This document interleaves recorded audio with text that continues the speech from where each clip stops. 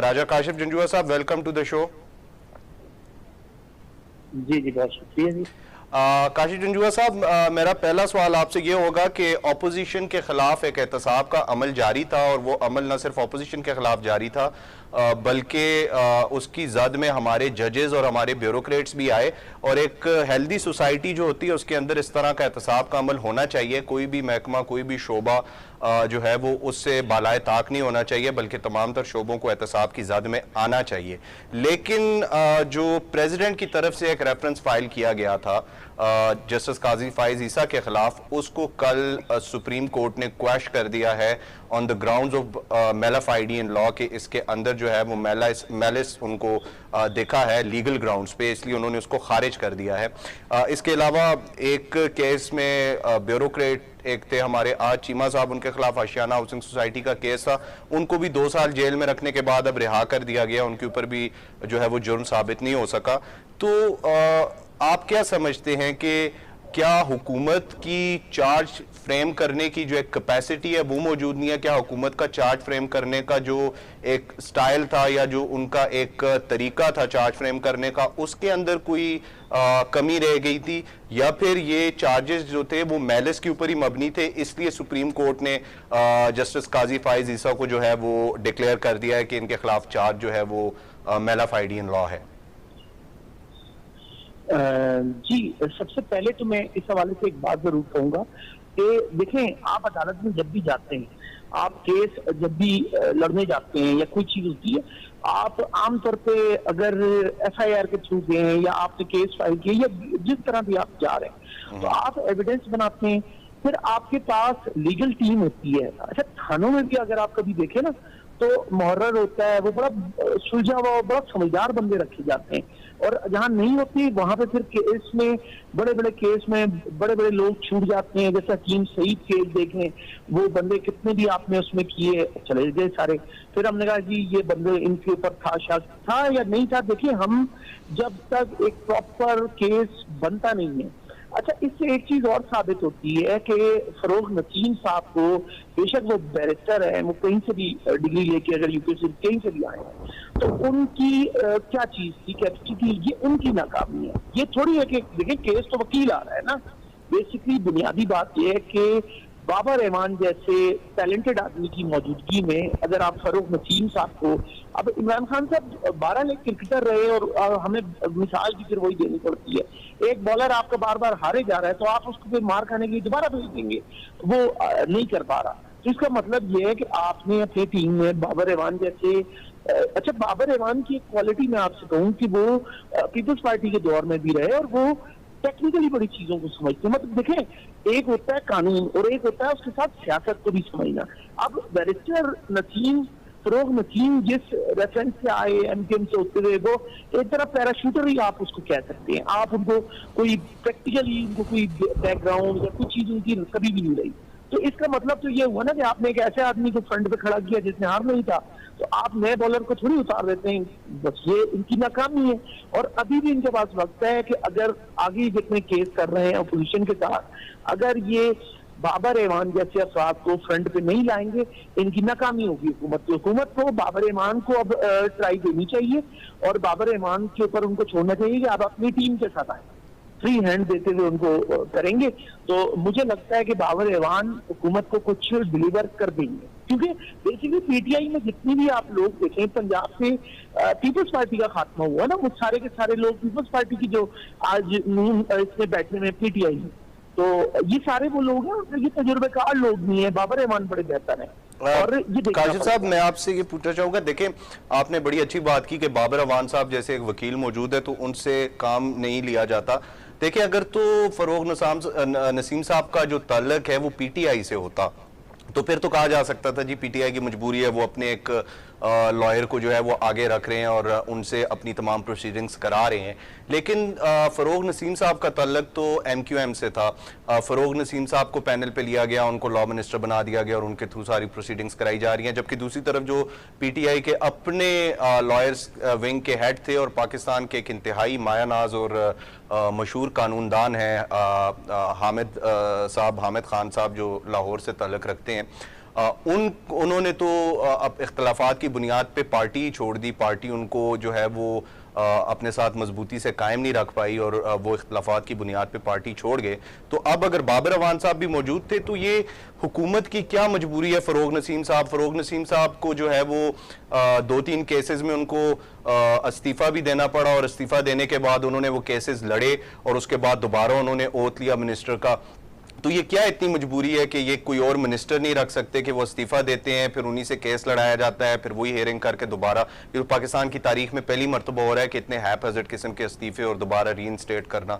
तो ये कैसी मजबूरी है हुकूमत की कि वो फ़रोग नसीम साहब को क्यों नहीं छोड़ सकते?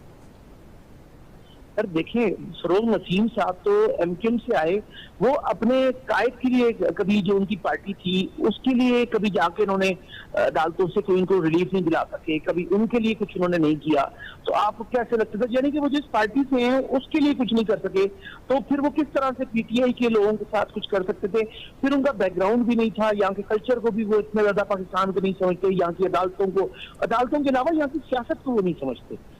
तो मुझे ये लगता था बाबर इवान की एंट्री के बाद जिस तरह बाबर इवान को साइड लाइन किया गया, मुझे लगता है कि जाती तौर पे कि ये उनका ये शख्साना है, और अगर अभी भी फरोग नसीम साहब को मेंटेन किया जाएगा तो इससे बड़ी मजीद गलती नहीं होगी। और आगे जितने केस हैं, फरोग नसीम साहब इतनी बड़ी जगह से वो हार गए तो फिर इसका मतलब है आगे भी आप फिर हुकूमत की जगह सही होती है ना कि आप ऐसा रेफरेंस देखिए। बाबर इवान साहब की एक खूबी ये थी, यानी कि मैं बाबर इवान साहब से कभी नहीं मिला, लेकिन मैं एक बात कह रहा हूं कि उनको वो सियासी तौर पर समझते हैं कि किस केस में हमें जाना चाहिए और किस में नहीं जाने चाहिए, और जाएंगे तो कहाँ हमारी जगह सही होगी, कहाँ हम बैकफायर कर जाएंगे, तो वो आपको मशवरा ही नहीं देंगे उस जगह पे जाने का। तो फरोग नसीम साहब तो वो थे कि लड़ा दे बस मुझे, जो भी कंडीशन है वो, यानी कि फिर मुझे यही चीज लगती है।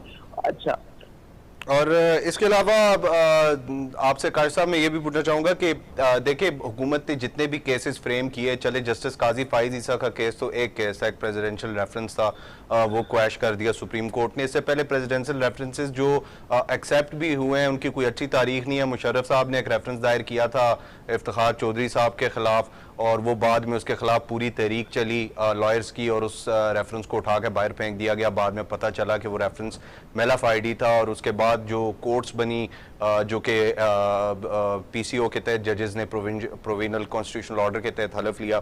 तो मतलब प्रेसिडेंशियल ऑर्डर्स की तो या उस रेफरेंसेस की तो कोई अच्छी तारीख नहीं है, लेकिन जो एक नॉर्मल अकाउंटेबिलिटी का प्रोसेस पाकिस्तान में चल रहा है उसके ऊपर थोड़ी बात कर लेते हैं। राना सनाउल्लाह साहब को गिरफ्तार किया गया था जी, एंटी नार्कोटिक फोर्स ने उनको गिरफ्तार किया था और उनके खिलाफ जो है वो हीरोइन स्मगल करने का इल्ज़ाम लगा था, और उस पे हमारे वज़ीर हैं जी एंटी नार्कोटिक फोर्स के, एनएफ के वज़ीर हैं जी इंसदादे मंशियात के शरियार खान अफरीदी साहब। उन्होंने तो खड़े होकर असम्बली में कलमे भी पढ़े, कस्में भी खाई कि हम इसको नहीं छोड़ेंगे और इसके खिलाफ हमारे पास सबूत मौजूद हैं। सबूत तो खुद नहीं पेश किए गए, अलबत्ता जो राना सनाउल्लाह साहब को जब अदालत में पेश किया गया तो उनको जुडिशियल रिमांड पे पुलिस के हवाले कर दिया गया instead of sending him to anti narcotics force. तो एएनएफ ने उनका रिमांड ही नहीं लिया इन्वेस्टिगेशन के लिए। तो अगर तो उनके पास मंशियात मौजूद थी और वो उस केस में मुलव्विस थे तो एएनएफ को चाहिए था कि वो उनका रिमांड लेते। उन्होंने रिमांड लिया नहीं, वो कई महीने जो हैं वो जेल में पड़े रहे और उनके ऊपर फर्द जुर्म तक आयद नहीं हो सका और अब वो बाहर आ गए हैं जेल से। तो ये मतलब ये हुकूमत केसेस, ऐसे केसेस दायर क्यों करती है जो केसेस जो हैं वीक होते हैं इतने, और फिर उनको फॉलो भी नहीं किया जाता प्रॉपरली और एंड पे वो मुलजिम रिहा होकर बाहर आ जाते हैं। तो इससे तो ऐसे केसेस तो बेंचमार्क केसेस बन जाते हैं, उनसे पूरी अकाउंटेबिलिटी के प्रोसेस के ऊपर एक क्वेश्चन मार्क आ जाता है। सर इसका इलाज पता है, देखिए राना सनाउल्लाह वाले केस के बाद फौरी तौर पे जो ये वजीर थे अफरीदी, ये देखिए कल में भी पढ़ रहे होते हैं, एक वो मोहम्मद अली और ये दो, इन दोनों का मिजाज है, इस तरह चलते हैं ये। और मामला ये था, अगर इनकी ये गलती थी तो वजीर आजम साहब को फौरी तौर पे वजीर से, वजारत से भी इस्तीफा लेना चाहिए था और नेशनल असेंबली से, क्योंकि इनको पहले भी कोई इतने ये गुड बुक में तो नहीं थे ना, जिस तरह भी आए अपनी जो भी लॉबिंग करके लोग आते हैं।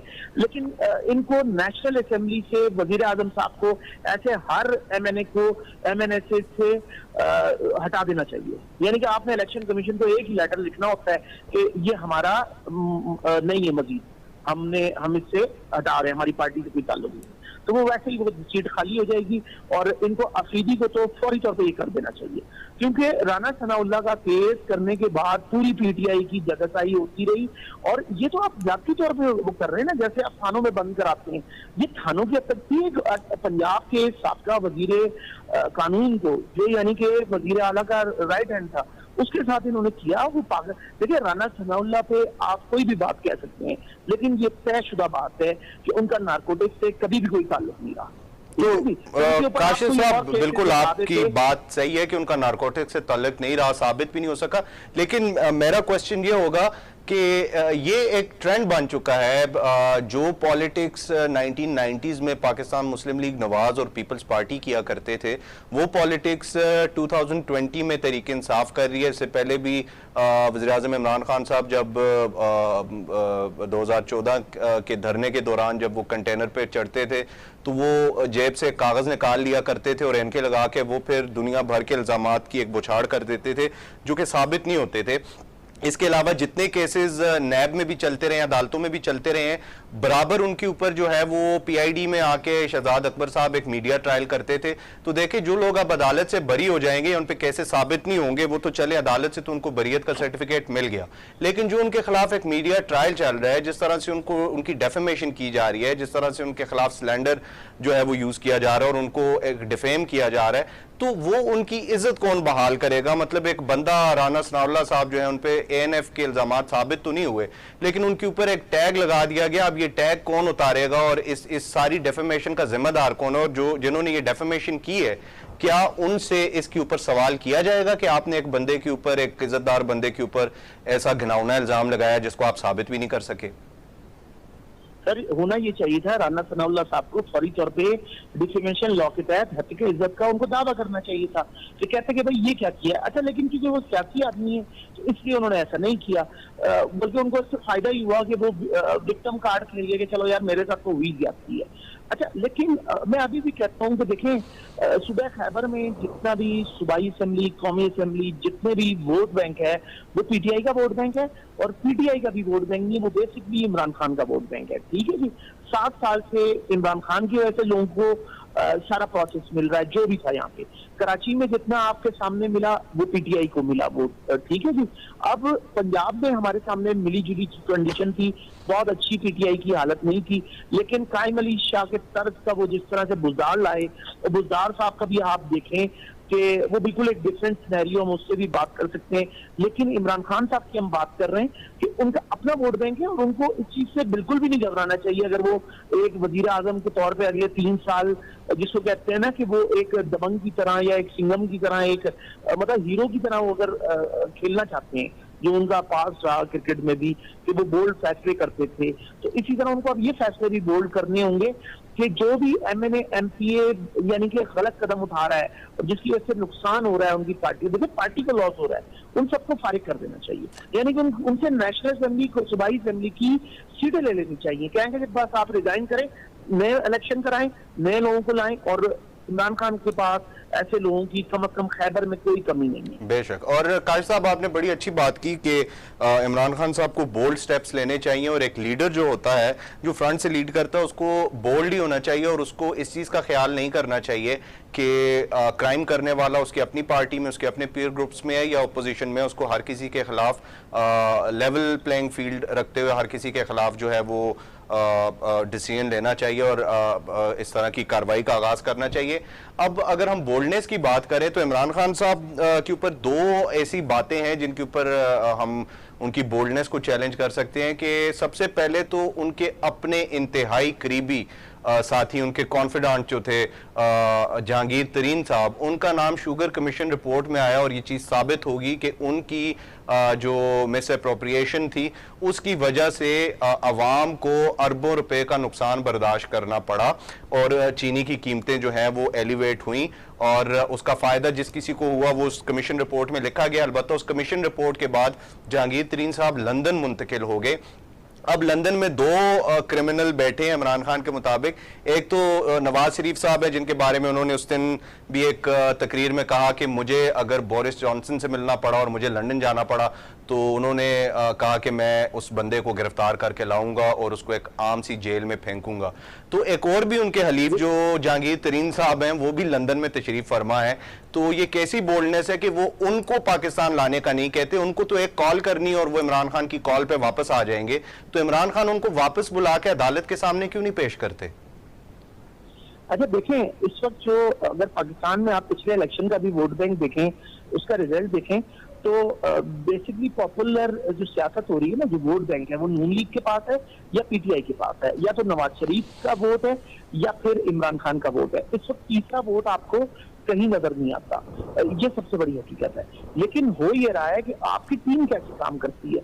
अच्छा, फिर ये कहना कि नवाज शरीफ को हम मुजरिम नहीं कह सकते, या हम कहें कि मुजरिम, हम कहें कि आगे किसी और केस में हम ला रहे हैं, कुछ उनके मजीद फैसले होने हैं, अगर हम उनको कहते हैं फलाने केस में वो मुलजिम है और उनका केस चल रहा है, तो यकीनन आना चाहिए उनको। और लेकिन एक और मसला भी है ना कि जहांगीर तरीन के मामले में यह है कि वो करीबी रहे, और सिर्फ जहांगीर तरीन का नाम नहीं था, उसमें तो बेशुमार लोगों के नाम थे। तो और सिर्फ चीनी का बहरान नहीं है, आटे का, गंदम का। अच्छा, गंदम का दौरान तो हमेशा से ये रहा कि हमारे पास से आटा चला जाता था, पंजाब से जाता था सीधा खैबर, खैबर से अफगानिस्तान, फिर महंगा होता था, फिर वापस आ जाता था। तो मसला ये हो रहा है कि मौजूदा हुकूमत दाखिला पॉलिसी कम अज कम जो है खारजा नहीं रखते, दाखिला तो बेहतर कर लें। आपने अपने बॉर्डर सील नहीं कर पा रहे, आप अफगानियों को नहीं निकाल पा रहे, आपका नादरा का जो महकमा है वो कहाँ पे खड़ा हुआ है, वो ये तय नहीं कर पा रहा। ये तो इत्तेफाक से वो कौन सा आपके तालिबान की जो बॉर्डर पे पकड़े गए, तो अमेरिका के कहने पे आपने पूरे मुल्क में चौधरी निसार ने नादरा की दोबारा वेरिफिकेशन की, कितने लोग एक एक फैमिली ट्री में निकल के आए। तो इसका मतलब नादरा या हुकूमत तो तभी काम करेगी कि अमेरिका का डंडा होगा या कहीं से कोई नागहानी होगी। तो इसके अलावा आपने काम नहीं करना। तो चाहे नवाज शरीफ साहब की हुकूमत हो या इमरान खान साहब की, उनके नीचे जो मुशीर बैठे हुए हैं, अगर वो उनको सही मशवरे नहीं देंगे तो कुछ नहीं होगा। हाँ, एक और चीज मैं आपसे कहूँ। जी आप कह लीजिए। और काशिफ साहब, मैं आपसे ये पूछना चाहूंगा कि देखें, ऑपोजिशन की रैलियां जारी हैं, ऑपोजिशन की रैलियों में अवाम अगर आ रही है तो इसमें पीटीआई का भी बराबर कसूर है कि पीटीआई ने एक वादा किया था कि हम 1 करोड़ नौकरियां देंगे, हम अवाम को रोजगार देंगे, हम मुल्क में महंगाई का खात्मा करेंगे। 200 अरब डॉलर की इमरान खान साहब ने एक फिगर, बल्कि इससे भी ज़्यादा का कई बार दिया कि ये इंटरनेशनल बैंक्स में पड़े हैं पैसे करप्शन के, जो अपोजिशन ने ट्रांसफ़र किए हैं, तो हम इसको भी वापस लाएंगे और मुल्क के अंदर जो एक महंगाई और इन्फ्लेशन है और उसके अलावा बेरोज़गारी है, बजट डेफिसिट है, ये सारी चीज़ें पूरी हो जाएंगी। वो काम भी नहीं किए गए और अब अपोजिशन की रैलियों में लोग आना शुरू हो गए हैं। उसके बाद जो एहतसाब का अमल था उसमें भी आपने देखा कि कई एक कदगने थी कि अब जैसे राना सनाउल्लाह साहब के खिलाफ चार्जेस नहीं फ्रेम हो सके, शहबाज शरीफ साहब एक मरतबा बेल पे रिहा होकर अब दोबारा गए हैं, फिर बेल पे रिहा हो जाएंगे, शाहिद खान अब्बासी साहब बेल पे रिहा होकर बाहर आ गए, ख्वाजा बरादरान बेल पे रिहा होकर बाहर आ गए, आज चीमा साहब बेल पे रिहा होकर बाहर आ गए। 2-2 साल गुजर चुके हैं, ना तो चार्जेस प्रॉपरली फ्रेम हो रहे हैं, ना पैसा रिकवर हो रहा है, ना लोगों के ऊपर इल्जामात साबित हो रहे हैं। उल्टा अब जो है वो शहबाज गिल साहब ने आज बयान दिया है कि ये ऑपोजिशन रैलियां निकाल के तो इंटरनेशनल इस्टेब्लिशमेंट को मुतवज्जा कर रही है कि इनके खिलाफ एहतसाब का अमल रुक जाए, किसी तरह इंटरनेशनल इस्टेब्लिशमेंट जो है वो पाकिस्तान के अंदर दखल दे। तो मेरा क्वेश्चन आपसे ये होगा कि इंटरनेशनल इस्टेब्लिशमेंट के दखल की बात क्यों की जा रही है जब गवर्नमेंट का अपना ही एहतसाब का अमल इतना डिफेक्टेड है कि कोई बंदा चार्ज नहीं हो सका 2 साल में, किसी बंदे पे पैसे साबित नहीं हुए, किसी बंदे से पैसे रिकवर नहीं हुए, चार्जेस जो है प्रॉपर्ली फ्रेम नहीं हो रहे, और ऊपर से हुकूमत के जो तर्जुमान है वो बैठ के कह रहे हैं कि ये इंटरनेशनल इस्टेब्लिशमेंट को मुतवज्जा करने की साजिश है अपोजिशन की। आप इस बारे में क्या कहते हैं? सर देखें, जो असेंबली का जो इदारा है, जो हमने कानून साज इदारा बनाया है, उसका काम है कानून बनाना। हमारे यहाँ जो एमएनए बनता है वो बिरादरी के वोट ले लेता है, और इस दफा तो बिरादरियों के अलावा इमरान खान के पीटीआई के वोट लोगों को, बेशुमार लोगों को मिल गए। ऐसे ऐसे लोग एमएनए बन गए, अगर वो वैसे खड़े होते तो शायद काउंसलर का इलेक्शन भी नहीं जीत सकते थे, लेकिन वो कहाँ एमएनए बन के बैठे हुए, और इसमें कोई दो राय नहीं है। अच्छा, फिर मसला ये है कि असेंबली के अंदर जाके उनका किरदार क्या है, सिवाय डेस्क बजाने के, या वो भी नहीं बजाते, या नींद पूरी करने के। ऐसे तमाम लोगों को असेंबली से बाहर निकालना चाहिए और फिर ये कि कानून साजी अगर एहतसाब करना चाहते हैं तो मौसर कानून साजी, फिर मैं वो कहूंगा बाबर रहमान साहब को आप लाएं। आप इसके अलावा आपके पास जो भी मुतल्लिका लोग हैं आप लाएं, कानून साजी के लिए बात करें। आप अपोजिशन से भी लोगों को लें जो कानून साजी की बात करें। मेरे ख्याल में एहतसाब तो हर शख्स चाहता है, लेकिन इल्जाम कोई भी नहीं चाहता। तो यानी कि देखें, कल को अपोजिशन पीटीआई जब अपोजिशन में जाएगी तो फिर उस वक्त क्या होगा? जो भी हुकूमत में होगा, अगर नून लीग हुकूमत में होती है या कोई और लीग हुकूमत में होती है, कोई भी होता है, तो वो फिर पीटीआई के साथ ये सब चीजें नहीं होंगी, सब ये कुछ होगा। अच्छा, इमरान खान साहब तो फिर भी बच जाएंगे कि चले उनके ऊपर आप क्या कर लेंगे, लेकिन आप दीगर लोग जो आपके करप्शन में मुलव्विस होंगे वो सारे के सारे लटकेंगे और पार्टी को भी नुकसान होगा उनकी।